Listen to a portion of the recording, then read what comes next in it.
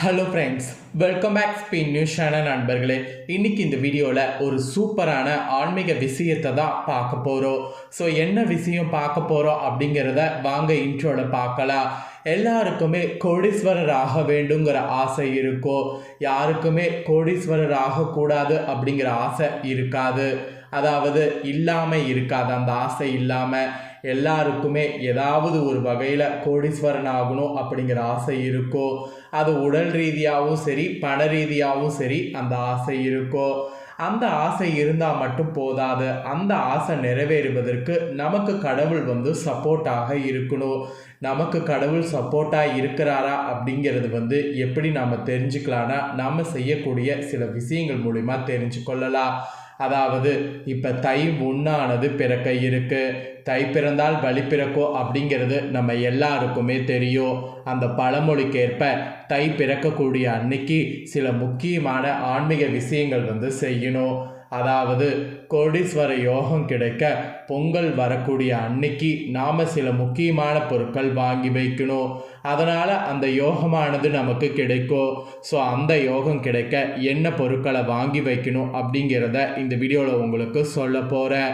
So இந்த video ரொம்பவே யூஸ்ஃபுல்லாக, ரொம்பவே இன்ட்ரெஸ்டாக இருக்கும். ஸோ வீடியோ பார்க்கக்கூடியவங்க வீடியோவை ஸ்கிப் பண்ணாமல் பாருங்கள். அப்போ தான் அந்த யோகம் பெறுவதற்கான பொருள் பற்றி இந்த வீடியோவில் தெரிஞ்சு வாங்க முடியும். நான் திரும்பவும் சொல்கிறேன், தை பிறந்தால் வழி பிறக்கும் அப்படிங்கிற பழமொழி சாதாரண பழமொழி கிடையாது. அந்த பழமொழி உண்மையாலுமே நிறைய அர்த்தத்தோடு தான் இருக்குது. அதனால் கோடீஸ்வர யோகம் கிடைக்க பொங்கல் தினத்தில் இந்த முக்கியமான பொருளை வாங்க மறந்துடாதீங்க. சரி வாங்க, அது என்ன பொருள் அப்படிங்கிறத இப்போ இந்த வீடியோவில் அதிரடியாக டீட்டெயில்டாக பார்க்கலாம். ஆக்சுவலி தை பிறந்தால் வழி பிறக்கும் என்ற பழமொழியை கேள்விப்பட்டு யாருமே பார்த்தீங்கன்னு வச்சுக்கோங்களேன் போயிருக்க மாட்டோம்.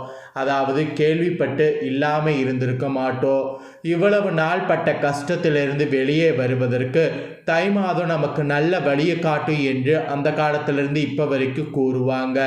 இந்த பழமொழியை அன்றைய காலத்தில் நம்மளுடைய முன்னோர்கள் கூறி இந்த காலத்து வரைக்கும் யூஸ் ஆகுதுன்னா அப்போ தை மாதத்துடைய சிறப்பு என்னங்கிறத தெரிஞ்சுக்குங்க. இப்பேற்பட்ட தை மாதத்தில் முதல் நாள் அன்னைக்கு பொங்கல் திருநாளாக நாம் கொண்டாடுறோம். இந்த தினத்தில் பொங்கல் வைத்து சூரிய பகவானை வழிபாடு செய்கிறோம். இப்படிப்பட்ட சிறப்பு வாய்ந்த நாளில் எந்த பொருளை வாங்கினால் கோடீஸ்வர யோகம் கிடைக்கும் என்று இந்த வீடியோவில் உங்களுக்கு சொல்ல போகிறேன். இது ரொம்பவே இன்ட்ரெஸ்டாக இருக்கும். கோடீஸ்வர யோகம் கிடைக்க பொங்கல் அன்னைக்கு இன்னைக்கு என்ன வாங்கணுங்கிறத வாங்க பார்க்கலாம். ஒவ்வொருவருக்குமே ஏதாவது ஒரு ரூபத்தில் பணத்தை சம்பாதித்து நன்றாக வசதியோடு வாழ வேண்டும் என்று தான் ஆசைப்படுவோம். அதனால தான் பலரும் ஏதாவது ஒரு வேலையை ஏதாவது ஒரு ரூபத்தில் பணத்தை சம்பாதித்து விட மாட்டோமா என்று நினைத்து ஓடிக்கிட்டு இருக்கிறோம். என்னதான் நம்மளுடைய முயற்சியின் காரணமாக நம்ம பலவிதமான வேலைகளை செய்தாலும் இறைவனுடைய அருள் நமக்கு கிடைத்தால்தான் அதில் நம்மளால் வெற்றி பெற முடியும்.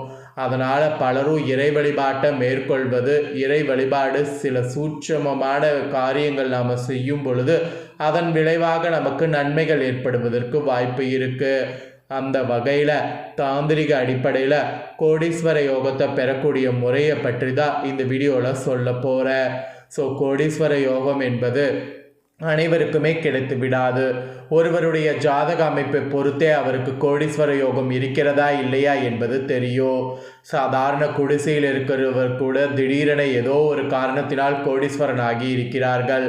ஜாக்பாட் அடித்து விட்டது என்றோ, கோடீஸ்வர யோகம் வந்துவிட்டது என்றோ, சுக்கிர திசை எடுத்து விட்டது என்றோ இந்த அதிர்ஷ்டத்தை கூறுவது இருக்கு. மேலும் கோடீஸ்வர யோகத்தை பெற வேண்டும் என்று நினைத்தால் மட்டும் போதாது, அதற்குரிய முயற்சியையும் நாம் செய்ய வேண்டும். அப்படி முயற்சியை செய்வதோடு தாந்திரிக அடிப்படைகளில் பரிகாரமும் செய்தோம் என்றால் ஒரு நாள் இல்லாவிட்டாலும் ஒரு நாள் ஏதாவது ஒரு வகையில் கோடீஸ்வர யோகம் என்பது ஏற்படும். இந்த தாந்திரிக பரிகாரத்தை தை மாதத்தில் கரெக்டாக 1 அன்னைக்கு, ஜனவரி மாதம் 15 பொங்கல் திருநாள் அன்னைக்கு செய்ய வேண்டும். இதற்கு நம்ம ஒரு பொருளை கடையிலிருந்து வாங்கி வர வேண்டும். அந்த பொருள் என்னன்னு கேட்குறீங்களா? வெள்ளி. வெள்ளி என்பது சுக்கிரனுடைய உலோகமாக கருதப்படுது. வெள்ளியை நாம் அதிக அளவில் வீட்டில் வாங்கி வந்து சேர்ப்பதன் மூலம் சுக்கிர யோகம் என்பது நமக்கு கிடைக்கும். சுக்கிரன் நம்மளுடைய அன்றாட வாழ்க்கை நடத்துவதற்கு போதுமான பணவரவு தருபவர், மேலும் வசதி வாய்ப்பை தரக்கூடியவராகவும் திகழ்கிறார். அப்படிப்பட்ட சுக்கிரனுக்குரிய இந்த உலோகமான வெள்ளியை குரு ஹோரையில் நாம் தையுடைய முதல் நாள் அன்னைக்கு வாங்க வேண்டும் என்பது குறிப்பிடப்படுது. குரு என்பவர் பார்த்தீங்கன்னு வச்சுக்கோங்களேன், பெரும் பணத்திற்கு அதிபதியாக திகழக்கூடியவர். குரு பார்க்க கோடி நன்மை உண்டாகும் என்று கூறி கேள்விப்பட்டிருப்போம் அல்லவா? அதற்கிணங்க தை 1க்கு குரு ஹோரையில் வெள்ளியை வாங்க வேண்டும். பொங்கல் திருநாள் அன்று குரு ஹோரை என்பது மாலை 7 மணியிலிருந்து 8 மணிக்குள் வரும்.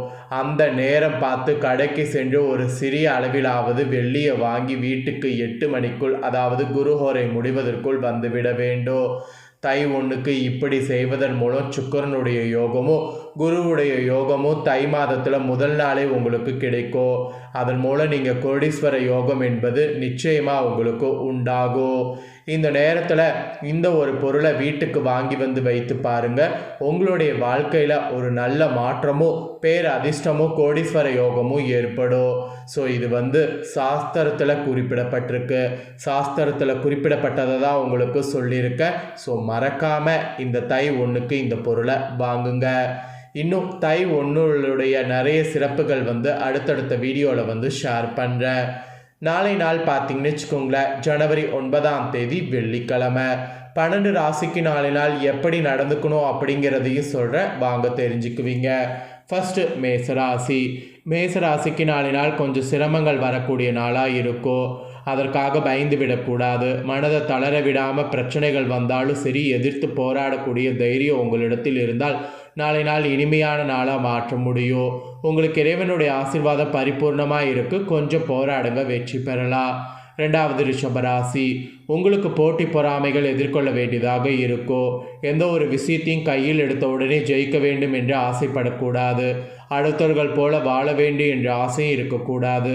இறைவின் மீது நம்பிக்கை வைத்து கடமையில் சரியாக இருக்க வேண்டும். நாளை நாள் இனிய நாளாக அமைய வாழ்த்துக்கள். அப்புறம் மிதுன ராசி. உங்களை பொறுத்தவரை பொறுமையான நாளாக இருக்கும். நீங்கள் உண்டு உங்கள் வேலை உண்டு என்று இருக்கணும். வேலையில வியாபாரத்திலே இருந்து வந்த தடைகள் நீங்கும். கணவன் மனைவி பிரச்சனைக்கு ஒரு முடிவு கிடைக்கும். நிதி நிலைமை சீராகும். நீண்ட நாள் கனவு நினைவாகும். பயணங்கள் கூட நல்லபடியாக அமையும். அப்புறம் கடகராசி. கடகராசிக்கு நாளை நாள் நல்ல ஓய்வு கிடைக்கும். நேரத்திற்கு சாப்பாடு, நேரத்திற்கு தூக்கம், சொன்ன நேரத்திற்கு வேலை முடித்து கொடுத்து விட்டு கடமையில் கண்ணும் கருத்தோடு இருப்பீங்க. நல்ல பெயர் கிடைக்கும். கணவன் மனைவிக்குள் இருந்து வந்த மனக்கசப்பு நீங்கும். குடும்ப ஒற்றுமை நிலவும். அப்புறம் சிம்மம் ராசி. உங்களுக்கு சிந்தனைகள் மேலோங்கும். ஆதாயம் இல்லாமல் எந்த ஒரு வேலையும் செய்ய மாட்டீங்க. எல்லா விஷயத்திற்கும் லாப நஷ்ட கணக்கு பார்ப்பீங்க. நாளை நாள் பேசும்போது கவனமாக இருக்கணும். எந்த இடத்தில் என்ன விஷயத்தை பேச வேண்டும் என்று ஒரு முறைக்கு பல முறை சிந்தித்து செயல்படுங்க. அப்புறம் கன்னிராசி. உங்களுக்கு உற்சாகம் நிறைந்த நாளாக இருக்கும். புதிய மனிதர்களுடைய சந்திப்பு கிடைக்கும். நேரம் காலம் இல்லாமல் உழைத்ததற்கு உண்டான நல்ல பலன் உங்கள் கையை சேரும். மன மகிழ்ச்சி கிடைக்கும். இரவு நல்ல தூக்கம் கிடைக்கும். நிதி நிலைமையும் மேலோங்கும். கடன் சுமையிலிருந்து விடுபடுவீங்க. அப்புறம் துலாம் ராசி. உங்களுக்கு பணம் சம்மந்தப்பட்ட விஷயத்தில் கவனமாக இருக்கணும். உறவுகள் சம்மந்தப்பட்ட பிரச்சனையாக இருந்தாலும் கவனமாக இருக்கணும். ஏதாவது ஒரு நல்ல விஷயத்தை இழப்பதற்குண்டான வாய்ப்புகள் இருக்குது. உடனே பயந்து விடக்கூடாது. உங்களுக்கு தேவையான நல்ல விஷயத்தை நீங்கள் தக்க வைத்துக்கொள்ள போராட வேண்டியது அவசியம். அப்புறம் விருச்சிக ராசி. உங்களுக்கு பொறுத்த வரைக்கும் கொஞ்சம் செலவுகள் அதிகரிக்கக்கூடிய நாளாக இருக்கும்.